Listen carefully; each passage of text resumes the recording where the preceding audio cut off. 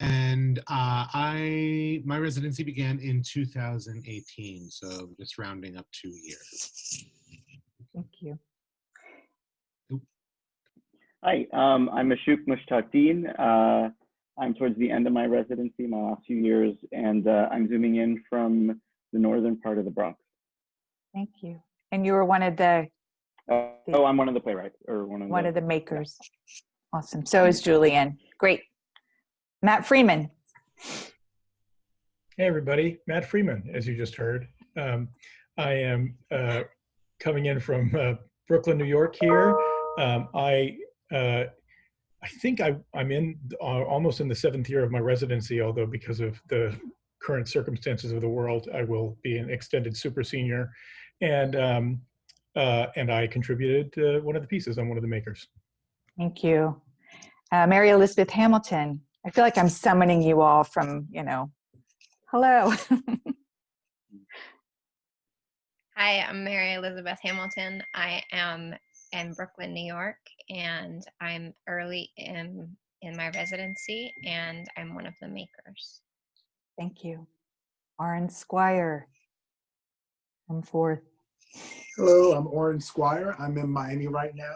I'm resident playwright year 2016, and I am thrilled to have a piece in this series. Thank you. Beautiful. Ariel Stess. Well, you're muted. Hi. I read your lips though. Just so I'm Ariel. I'm zooming in from Evanston, Illinois. I'm one of the makers, and I believe I'm in my 2nd year. Thank you. Corinne Keithley Sires. Hello, I'm Corinne Keithley Sires. I'm one of the co-producers of the podcast and a future audio contributor. I'm in my 5th year of residency, and I am zooming from I-95 just north of Baltimore. Thank you. Melissa Tien. Hi, my name is Melissa Tien. I am zooming in from Manhattan, New York, and I am currently, I'm in the same year as Corinne, so I guess I'm in my 5th year. I am a producer as well as a maker for active listening. Awesome, thank you. And Ken Urban. Hi, I'm Ken Urban. I started my residency at New Dramatists in 2016 with Aaron, and I made 2 pieces for the first season of Active Listening. Thank you. And also part of this first season of Active Listening, we have Matthew Paul Almost, who is actually in the audience, and then MJ Kaufman, who was not able to be with us on the panel today. So they're here with us in spirit. Actually, Matt's here as well. So the agenda for this afternoon is to, have some conversation, maybe about 45 minutes, the sort of origin of the program, the contributions that each person made, their access and to their pieces, and some other great questions that were posed by Corinne. And then we'll have 15 minutes of Q&A towards the end. Tyler Christie, New Dramatists Associate Director of the Playwrights Lab, is here to assist with that. But I want to start with a little bit of background about New Dramatists, for those who don't know. So New Dramatists is a 71-year-old artistic home and laboratory for playwrights. Above our building on West 44th Street in Hell's Kitchen, a sign reads, "Dedicated to the playwright." And for 7 decades, the mission of this organization has been to serve and advocate for the individual and collective interests of a diverse, eclectic company of about 53 visionary playwrights. Each company member is offered a self-guided 7-year residency for free. And in that time, their creative, artistic process investigations are supported with access to space, time, leadership, and governance opportunities, as well as a vibrant company of peer playwrights and other artists. We also support early career playwrights through Van Leer and Princess Grace fellowships. And with space and time being 2 primary resources offered to the playwright company members, and not being able to work in the building since we shut down on March 13th, there was and still is concern about how to support the work of our company members without place, or maybe the building itself. And we all feel that loss. However, as I said last night in a meeting, when you're compelled to create, artists always find and create new ways. They follow their impulses and redefine what space is. And that is certainly true of our active listening contributors. This brand new program was conceived of and led by resident playwrights Melissa Tien and Corinne Keefe-Sayers. 20 additional playwrights signed on to experiment with and create auditory theatrical experiences. The initiative was born of two questions. What are creative alternatives to gathering in rooms together? And what does a play for the ear sound like? So with that, I'm going to hand it over to Melissa and Corinne to tell us more about how this came to be, how those questions materialized into this amazing program, Active Listening. Thank you, Emily. I will start just by saying that when the pandemic hit and the questions that arose in terms of how we can keep making theater when there is no physical space to do it was kind of an exciting question for me, because I had been asking that question to myself even before we couldn't be in physical spaces. And so this seemed like a great opportunity to seize that, to seize the moment, as it were. But also, I was interested in giving people as much space as possible, including myself, to make. One of the things that was happening in the springtime was that there were so many people who were processing what was going on that they felt that they couldn't create. And I was especially sensitive to that and wanting to give people the freedom of time, so that we didn't give anybody any deadlines, and we wanted to give them the freedom of creation. So we didn't give them any content limitations.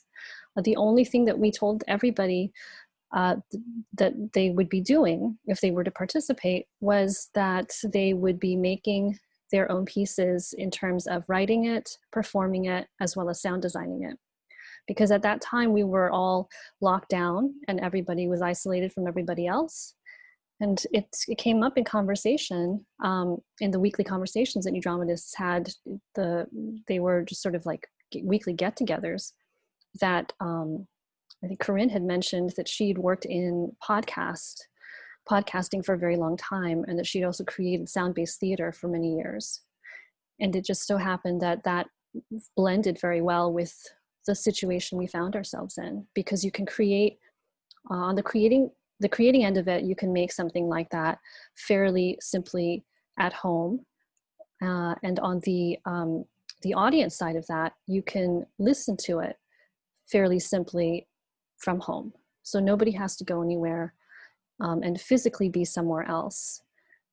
So that it seemed like a wonderful opportunity to take Corinne's brilliant expertise in the podcasting arena and this desire that I had to make something brand new and yet theatrical, and give everybody else the opportunity to make work that was hopefully new and different from something that they'd done before. And then also give audiences the opportunity to listen to something or experience something different from what they might normally think of as a play for the ear, or what is commonly known as an audio play.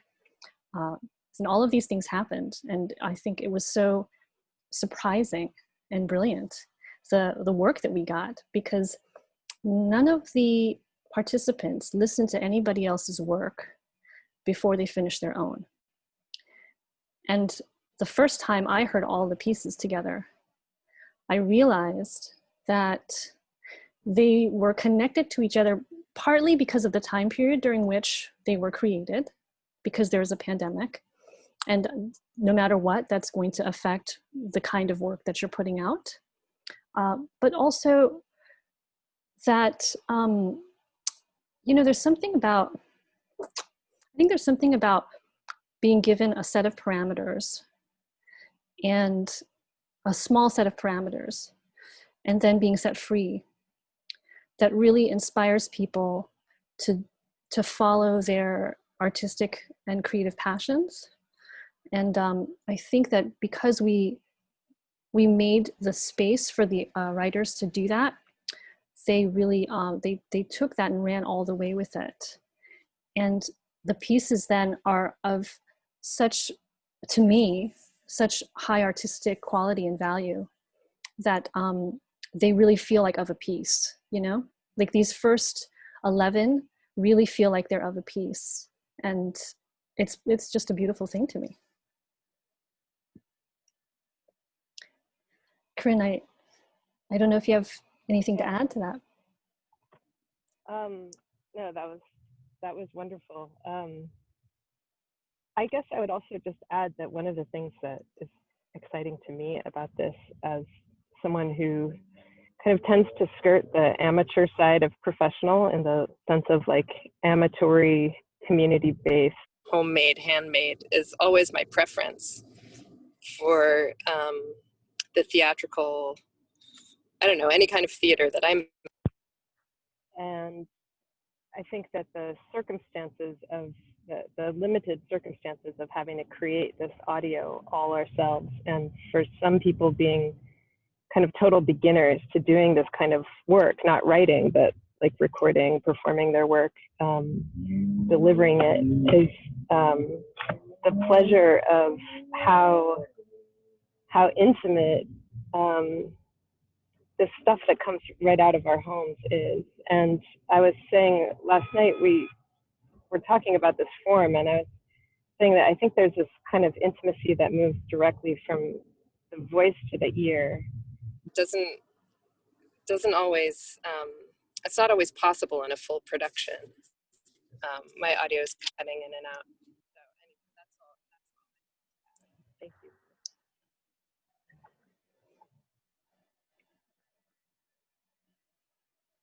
One thing I will also add is that this gave me the opportunity to work with a fairly new application called Seeing Music, because part of the joy of working on this project for me was early on in the process thinking of ways to make it accessible to the deaf, hard of hearing community. And I had previously seen a friend of mine, his name's Jay, he's a composer who's deaf. He had used an application that he created with Google Creative Lab that allows a deaf or hard of hearing person to see music when it's being played. It visualizes the music. So you make sound at it, and then it creates a visualization of that sound.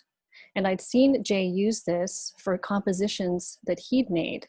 And I thought, I wonder if we could apply that to this podcast series, because I knew that people were not just going to be talking. We wanted them to sound design. So I knew there would be noises, music, all of that.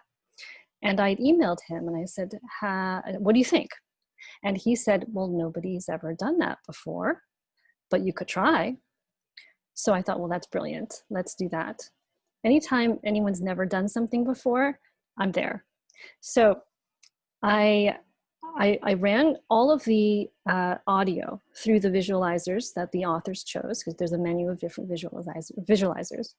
And then I video recorded it, and then I put it on YouTube, and then I went into the YouTube, the channel, and went to every single file, and then I captioned it. So this whole process, you know, I learned how to make a sound experience accessible.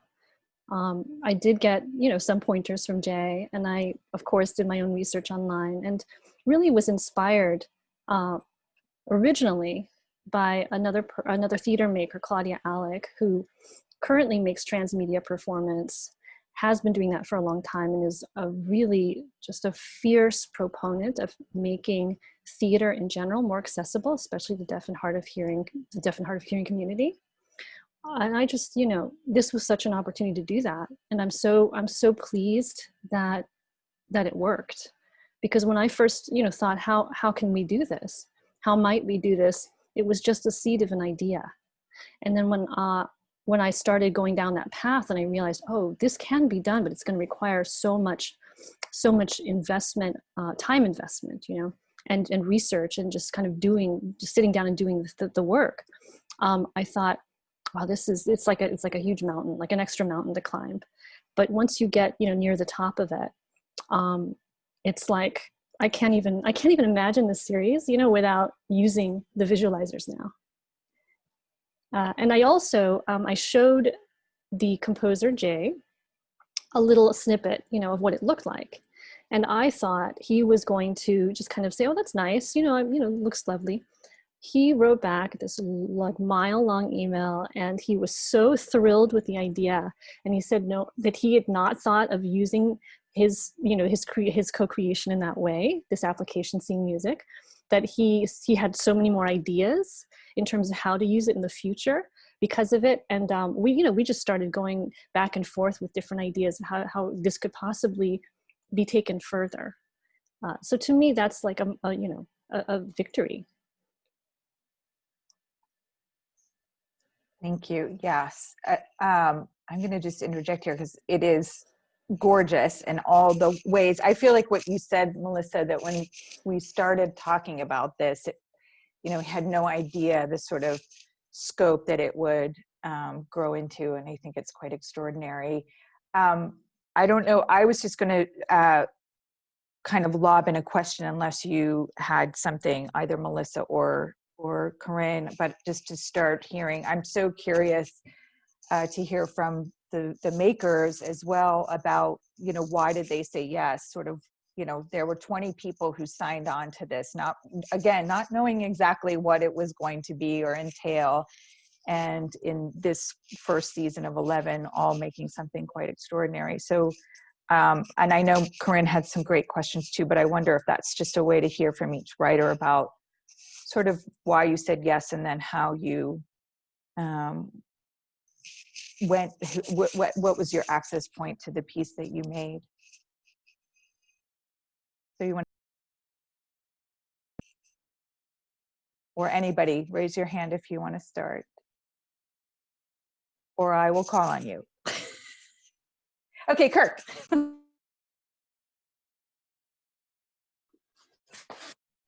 Thank you for calling on me. I actually make my living promoting and producing people on social media. Like I have clients with 4 million, 5 million followers who, when they go live, 30 to 40,000 people tune in and ask them why they're wearing what they're wearing and where they are and what they're going to have for dinner. And in being aware of and working to excel on things like TikTok and Audible and all the new media, playwriting can feel like a terrible trap. You wait and wait. No one comes. Where are you? Why are you? You want that thing in the room. You want to be in the room, but then you think, oh God, I'm such a dinosaur. I'm so stupid. And when this came along, I've been mulling Audible and plays and access and globalness and sound, and I've made like 9 albums, so audio is like a natural for me. But I think as a playwright personally, I don't even remember if I'm answering the question, but I want people to hear my work. So I just spoke it and made it sound a little pretty. And I just hope it just spreads everywhere, from the Kremlin to Kilimanjaro and everywhere that's nowhere near there. And I just want everyone to hear me. And I scream into my computer and I wait because that's all I have. And it was wonderful to be able to do this. And I thank the producers for giving me the opportunity, because I think as I stare at that road, this one where there's nothing and this one where there's everyone, I feel more and more drawn to the digital audio space. But I also don't want to lose my theatricality, so I'm not sure what to do about any of it. But thank you. Thank you. How about Dean? I'm just going to go by my squares. I think it was probably dovetailing with something that was already taking shape a little bit on my creative plane. And I felt the push from everywhere to start to do things on Zoom. And I felt so much of me wanted to push back against that, and I didn't like it at all. And I feel very trapped by this little square here in a way that I don't like. So I started to play with my puppets with it, or I was like, how can I make it fun for myself? And so I'd be here and then I'd have a puppet come into the camera, and then I realized I could have two puppets talk to each other, which is something you can't do very effectively in real life, but I could do with two screens and have them Zoom each other.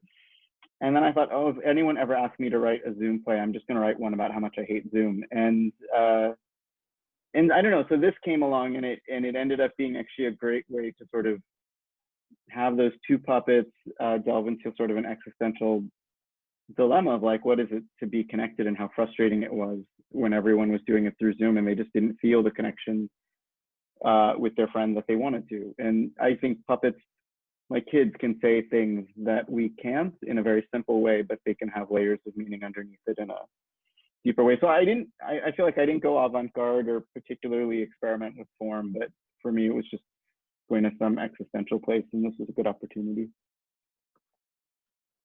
Great, thank you. Matt Freeman.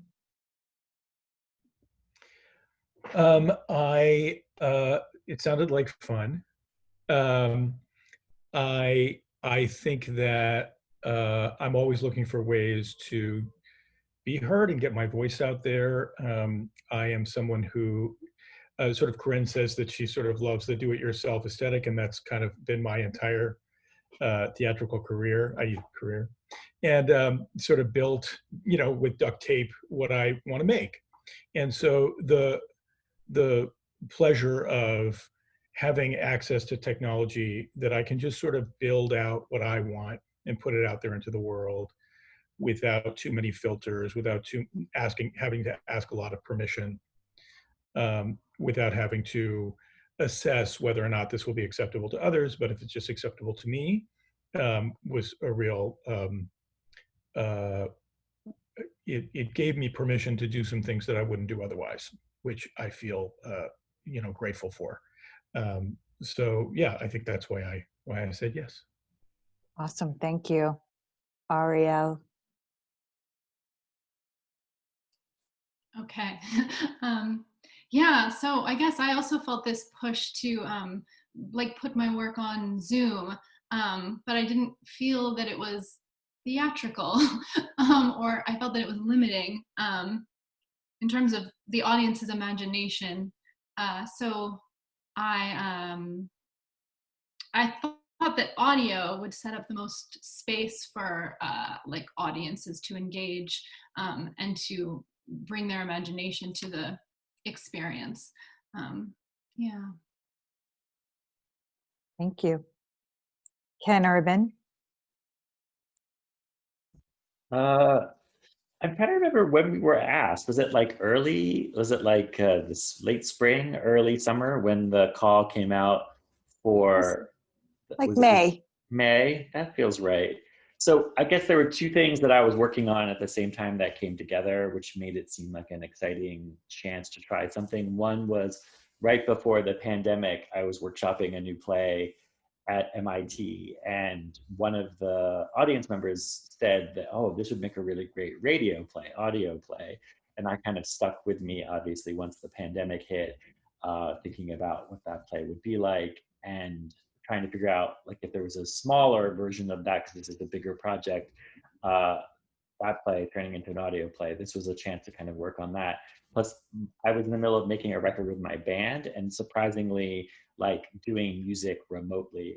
So my mix engineer, Daniel Kluger, and I were working on finishing the record, and my bandmates, it's just it's pretty easy to share sound files. So that's kind of how those two interests kind of came together. And so I said yes to submitting something. And I kind of approached it as writing two songs that I just had an actress, Polly Lee, read the words to. And then Daniel and I put them together, and that was it. So yeah, that's how we made it.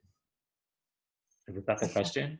I think, yes. Yeah, but that's how it came about. Thank you. Great. Julian. Hey, so it came at a perfect time for me, just because I had been thinking about theater and how to explore it sensorially through, rather than just audio and visual. So how do you take one sense and really delve into that? So it was a great time for me, and I also fancied myself a amateur sound designer.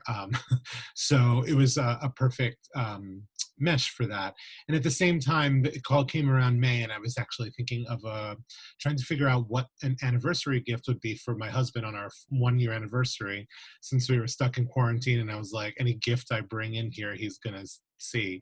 So, and of course I live in Queens, so it's really noisy. So at night when he went to bed at like 1 in the morning is when I recorded everything.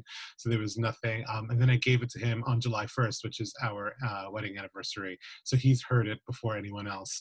And I was like, is this okay if I send this for the world to hear? And so the play was about connection and sort of a retelling in a very poetic way, an experimental way, about our first date and the moment I fell in love with him. So it felt nice to work on something about connection, and in a time when we were really disconnected. So that's where the impetus of the play came from, and it was just the perfect timing. And I really, really, really enjoy working this way, and I have a feeling I'm going to do a lot more of it.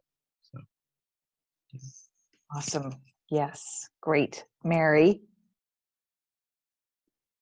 Yeah, I think similar to what everyone is saying, that I was feeling very inundated by all of the technology we were suddenly absorbing into our lives at that time. And this sounded like really quaint and old fashioned and like a radio play. Um, and paradoxically, I think I spent probably 20 to like 100% of my time figuring out the complications of GarageBand and how to record. And with Corinne's and everybody who emailed responses to my dumb questions help, like all of these little just technological quirks that I would have never ever engaged with prior to this, and were deeply frustrating, but also I think kind of helpful in a way at the time to wrestle with that at the same time as trying to deal with all of the technology in our lives. And the content of what I wrote, I think, sort of reflects that in being, I was imagining a time sort of when all of this technology will seem very quaint and old-fashioned to us in the way that like a VCR does, or a radio play.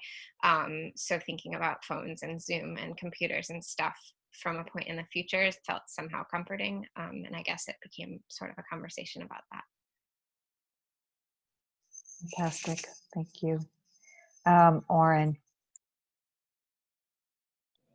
Yeah, off of what Mary said, radio plays were a really key part of growing up in Miami and driving around Florida.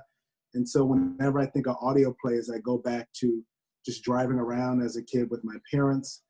And I happened to be down here in Miami with my parents when this started, and then work started again. And so I was just Zooming every day. And I felt like this was an opportunity to sort of go into a work that wasn't immediately utilitarian and for episode of TV or for whatever being plugged in, to just actually use it as a chance to explore some stuff.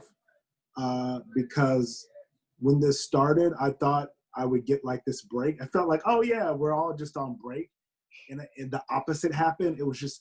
It felt like a lot of people said to writers, great, you're home now. So here's a bucket of work that you can do that will be plugged into this, this, and this. So this was a non-utilitarian, completely creative, no pressure opportunity to explore whatever I wanted to. And it's freeing because I don't want to get into the mode where all the writing and all the things I do are immediately plugged in for a purpose.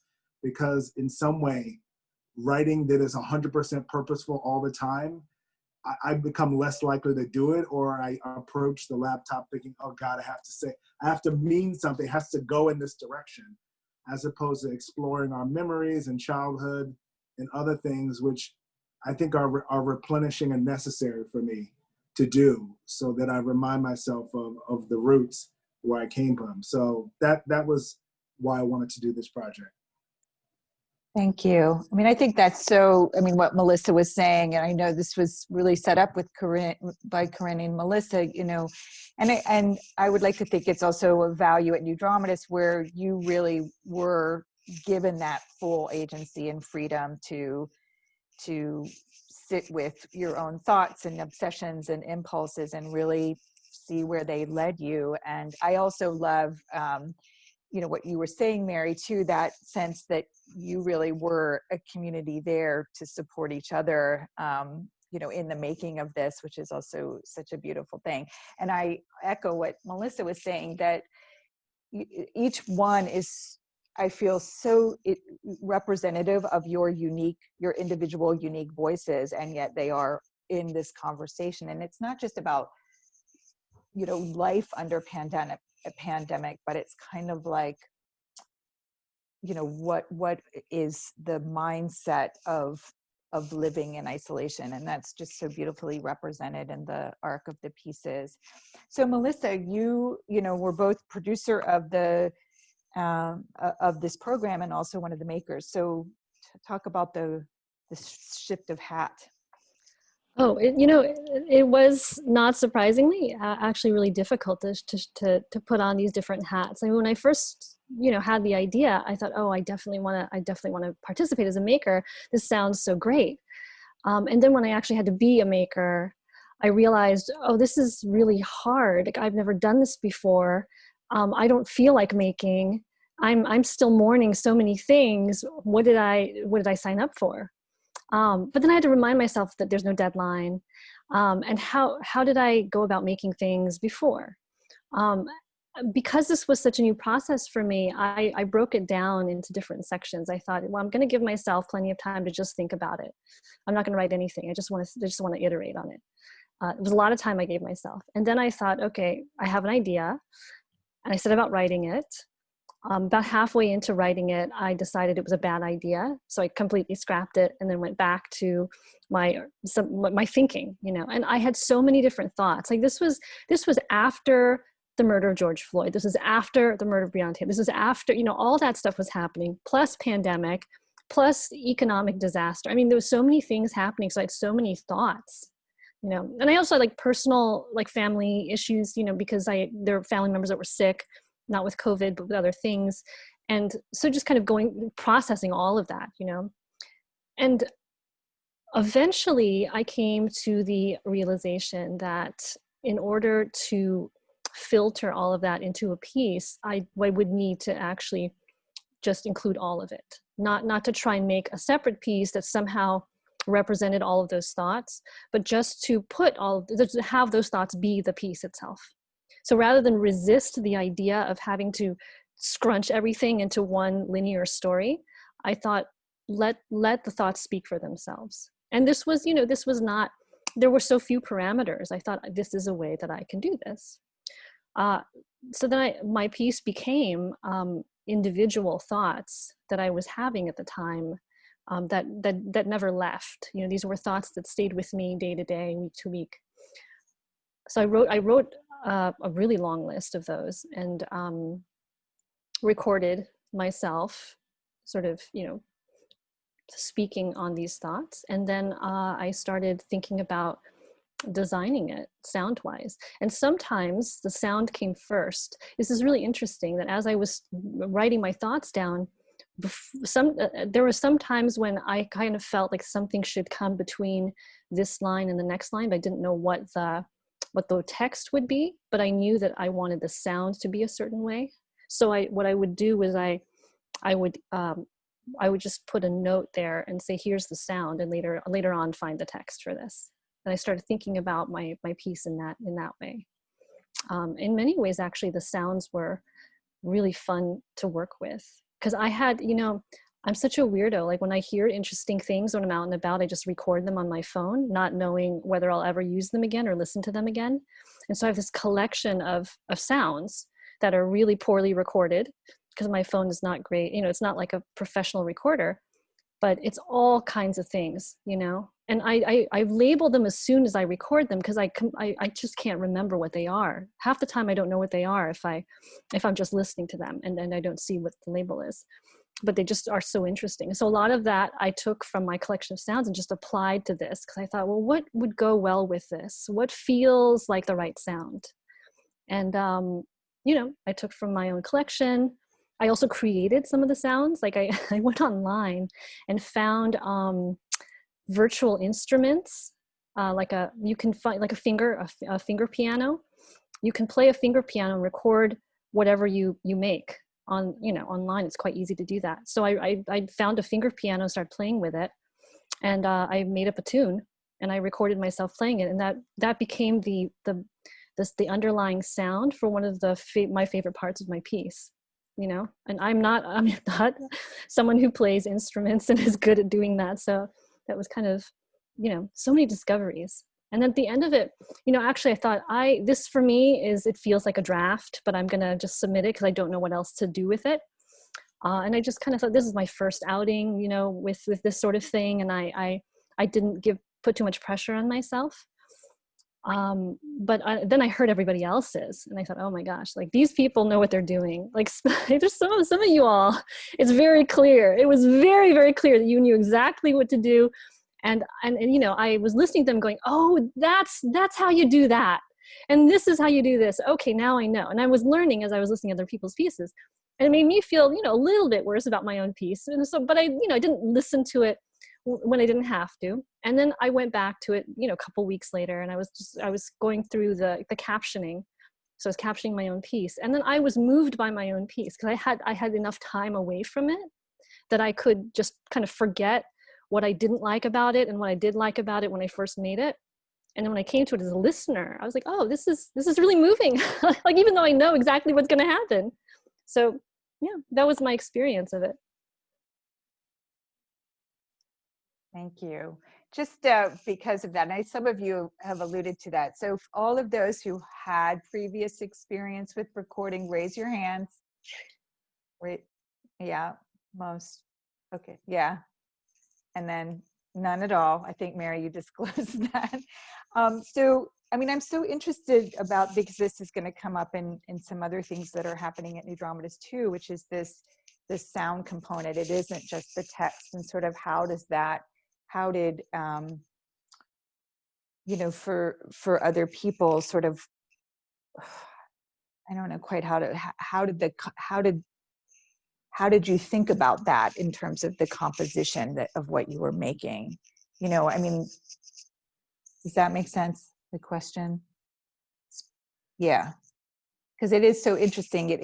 They're not just, it is the whole sound experience. There's such a visceral, way that these pieces enter the ear and work on you in a different way. They're not in the front of you. There's so I'm sort of curious about that for people. How did they, the design part? I was going for minimal because I tried to do something, it didn't work.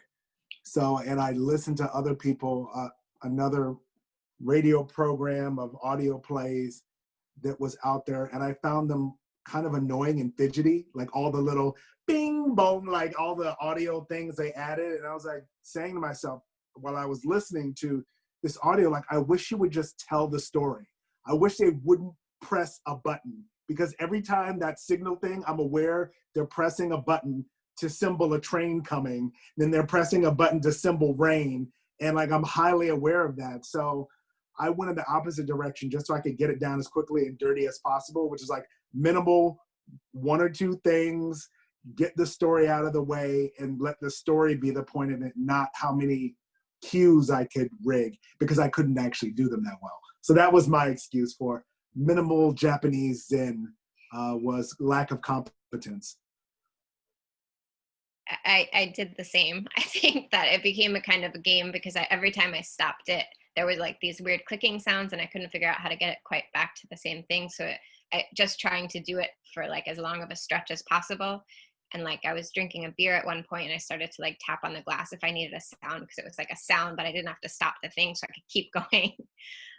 So I think and two, like cutting things, so much of the like what I wrote initially felt like ages long when you actually have to say it out loud. I'm not an actor either, so like speaking it out loud. So I think the thing ended up being like a quarter of the length of what I wrote down, because it just felt so long once you start saying things. Yeah, I also went the route of minimalism. I think like super simple. The first time I recorded myself, I was just like blown away by how expressive and at times overly expressive in early recordings, like my voice was, or of voices. And maybe that had to do with the being isolated, you know, at home. But I was like, that's a huge amount of material that's really rich already. So it's like there's voice and I have silence, which you all might hear if you listen to mine, but it's just those two things really. Beautiful. Corinne had her hand up. So Corinne. Oh, I was raising my hand that I had audio experience, but I couldn't find the raise hand button. I'm sorry. Of course you do. You're the expert here. I'm sorry that you. But I will say, like, to Oren, your minimal palette, like the sound cues that are at play in your piece are like absolutely structural. You know, they're like, they define a certain kind of rhythm of the whole piece, and they also become something that accumulates a kind of unspoken sense that, you know, maybe you could imagine something, a staging action, or, you know, a sort of physical experience also accumulating that kind of thing.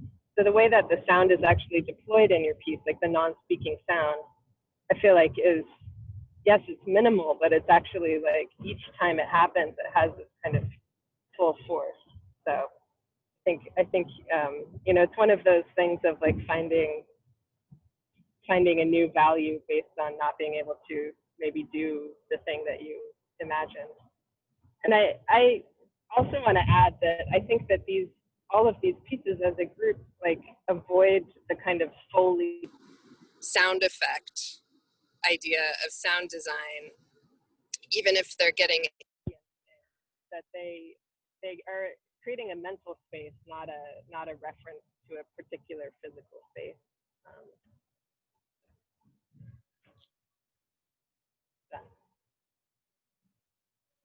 Great, thank you. I'm going to pull in some questions. Is that, yeah? I think we have some questions. So here's from Tammy Ryan, who's one of your fellow resident writers, which you all know. I'm saying that for our webinar audience. She's a resident playwright as well. She says, how do we access? Are they on the ND website? Sorry, I missed this information at the beginning. No, you didn't, because I didn't say it. I was going to be sort of like the event of the webinar would be the announcement, but I'll just go ahead and I will just let you know. And then other people, please feel free to add questions in the chat. I think we have, here do I, sorry, I do know this. Maybe I didn't say it. So I know it's on SoundCloud, I think Spotify, iTunes, and it's on our website. Can I jump in, Emily? Yes, please. It's a podcast, so you can access it in the same way that you access any podcast. You can find the RSS feed on the web page. You can play it directly from the website, but you can also search for it in Spotify. We've got it on Spotify, like Stitcher, iHeartRadio. Should be live on iTunes soon. But any podcast platform, you will be able to get it. It's called Active Listening. Yes, and please follow Active Listening, because that way you'll be notified as new material is submitted. We have other questions.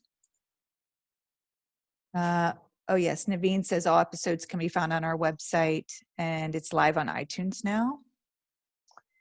Other questions? Do you have questions for each other? I have some here. I would be interested Ask to a know. question. Oh, sorry. Go ahead. Go ahead. Let's start with Mary, and then who was the next person who was asking? Was it Kirk? So let's go Mary, then Kirk. But just jumping on the conversation of sound experience, I would be interested to know those with more experience. Did you approach it differently? Did you approach it from more of a sound design place, or did you come at it from text? I'll say that I approached it from text first. That was the first thing. I wrote out the entire text and then I recorded the text. not thinking about soundscape at all, and then went back, and after listening to the text that I had recorded, um, I realized, oh, I want this to feel really sexy, or I want this to feel, or oh, I'm talking about us walking through a museum. So can I have that sound that you hear in a museum that echoes of footsteps, but everyone's really quiet?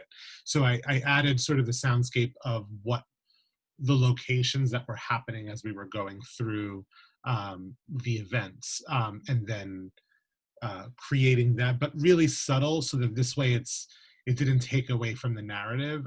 There's something about sometimes not wanting to have the sound effects or the soundscape to overpower the narrative, kind of like what Oren was saying before, where it feels a little gimmicky or schmaltzy. So I wanted to really make sure that it was an experience that people were feeling like they were there without feeling like they were hit over the head with the get it hammer. Like, we're at a museum now, get it? So I want to make sure that it felt almost subtle, like you don't even realize it's happening until it's there. So it was a lot of playing with levels, re-recording my vocals to make sure that it worked with whatever soundscape later. So it was a lot of trial and error, but definitely was narrative first. Thank you. Kirk? Yeah, I have a question for the playwrights. I feel like I started playwriting I feel like I was like, I could do something where it's my voice all the time. Like I say, I'm a singer or a poet or a novelist, or I could do something where my whole praxis is generating other voices, millions of voices, a diversification of my own kind of babbling arrogance. And so I kind of settled on playwriting as this negation of my presence and my voice. And so now I find myself at this juncture where I'm thinking, like, if I record my plays, should it just be me, like being very authorial, or should I use actors and continue in that kind of multiple voice place? I'm wondering how the playwrights chose whether to use their own voice or whether to use actors, and if they felt that kind of authorial burden and that kind of incorrectness to the profession, perhaps. Thank you. Who wants to respond to that? I could jump in and say that my piece is performed by me. I did not use an actor, but about more than 3/4 of my piece is me just reading someone else's work. So it's my grandfather's self-written version of the Bible, which I read like several pages of, and then his letter to the Library of Congress about his Bible. And I feel like it's his voice, it's my family, it's me reading his voice. So everything is, I just, even when I'm writing in different characters, I never feel as if I am negating my voice. I'm always sort of making these choices. And that's, and even when actors are involved, they're speaking words that I'm putting two versions of myself, or some version of something that I want to communicate to another version of myself communicating, where there's always you. And so in this case, I didn't feel as if I needed to comment so much on what he was saying. The choice to express his words was all that was required in order to sort of make a piece of work, right? So I didn't use actors, but I did not only use my voice. And I think that that's one of the wonderful freeing things about this medium is, there's many ways to express your own ideas or the ideas of others. Thank I you. didn't think we were allowed to use actors. I would have loved actors.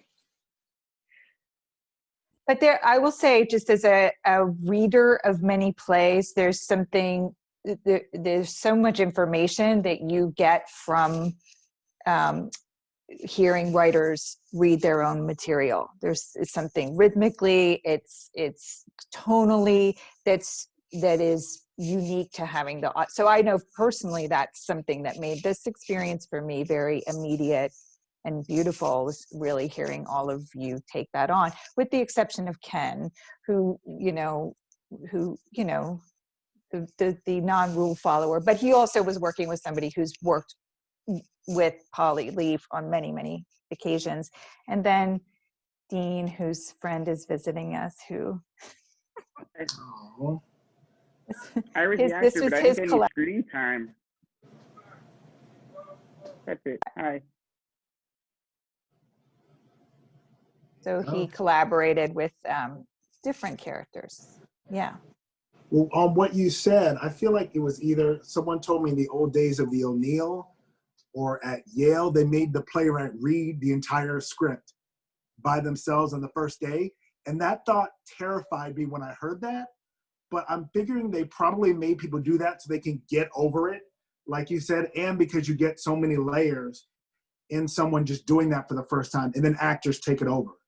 And I've never done that. I've never sat with an entire script and just read it all the way through aloud for someone. So I thought this was like a mini example of what that would be like in getting over the butterflies, and then having actors watch you and take that in and then seeing what they would do with that. But I feel like that old school method of saying it aloud was probably necessary and probably would have been more helpful for me as a writer, being forced to do that. And I wish someone would have made me would have forced me to do that. I would have hated it at the time, but I probably would have been better at rewriting my plays in school. And so this is kind of, I guess, a backhanded way of doing that. But I would like to see actors do it later on. Mm-hmm. Yeah. I think too, I mean, tone is hard to write. You know, there is a tone to the plays, but so that's why also hearing you read them kind of conveys tone in a very, it's a great way of delivering the tone. Anybody else want to take on that question? Ken? I'll just say both to Mary and to Kirk. So I approached it totally differently, not as a radio play, mainly because I've been in the process of working on a budget for a radio play, and it's a lot of money, right? Like dialogue editors, Foley, sound design, composition. And so I thought, like, well, what can I do with this little pot of money that New Dramatists had given us? And so I just chose to work with Polly Lee and Daniel Kluger on the piece. And so I approached it musically, not like I just was writing a song and then the actor was going to read the text over top of it. And so I just picked 2 pieces of gear for each piece that I focused on. So for the one that I wrote, the second one I wrote, I just made a piece of music on a piece of gear and then wrote the text that would correspond to it and then sent it to Polly Lee to read. And we worked remotely on that way. And for the other one, Polly Lee actually recorded it in my apartment because we made it before the pandemic. So it was like something that I had laying around that I wanted to use. So I had no interest in hearing my own voice. That seems like a terrifying thing. And plus I also thought, well, I could give some money to an actor. So that seemed like a good thing to do too. So. Thank you. Any other questions for each other? Any responses to the questions on the table? Any questions from our audience? We have about, I think, 5 more minutes. I have some final words I'd like to share. I don't know if other people have things that they want to say before we wrap up. Melissa or Corinne? I'm going to jump in just to say, well, thanks for, Boz really wanted to be on camera. So thanks for that. Thank you, Boz. But the other thing was that, I started to think about like where we only hear things. And so telephones and old school telephones were part of that experience. So I just thought, like, why not invite the audience into that experience of purely being on a telephone for me, instead of trying to recreate something that you would see in space, but something that you can never see and it's meant never to be seen. And so that was part of how I grasped this thing. Thank you. Could I just quickly, I'm sure we're about to say this, but I just want to thank Melissa and Corinne for the just remarkable work they did putting this together, and their thoughtfulness about thinking about making sure that all people could experience it, um, and just gathering all these resources in a very difficult time and keeping their gumption and energy going when many of us have flagging gumption and energy to make something really special before the end of the year. Thank you, guys. Thank you. Thank you. Yeah. Yeah, thank you all for jumping in, though. You know, we wouldn't have a series if you all didn't say yes to this crazy idea. I would also say for anybody who's interested in listening to it, including the makers, I mean, I found it really rewarding to listen to all of them in one go. And that, you don't have to do that, but if you can listen to them close enough to each other, so you can experience the connections that there are. There's some really surprising connections, really, really, really. I mean, not just content-wise, but certainly that, but it's also the way that the individual pieces are structured. I mean, I would never in my life have put two of the makers side by side and say, oh, they're like each other based on their history of work. But based on the pieces that came through, there is like almost a parallel between certain, writers, or three writers, like I would almost start categorizing them in groups within this larger, the larger circle of we all participate in this project, It's really, really remarkable. Those discoveries when you're listening to it is like part of the delight of listening to this series. Yeah. Here. I totally agree. I listened to it in a blissful afternoon and was so invigorated by it. It was just like an infusion of creativity and sound and experiment and meeting all these different characters, and it's gorgeous. So I wholeheartedly agree with the sort of experiencing them together. I just want to say I have some thanks to say as well. Thank you to all of you for being here today. There are many amazing people who made substantial contributions to the realization of this program. And in addition to, obviously, the visionaries, Corinne and Melissa, and the 20 exquisitely talented company members who said yes. 10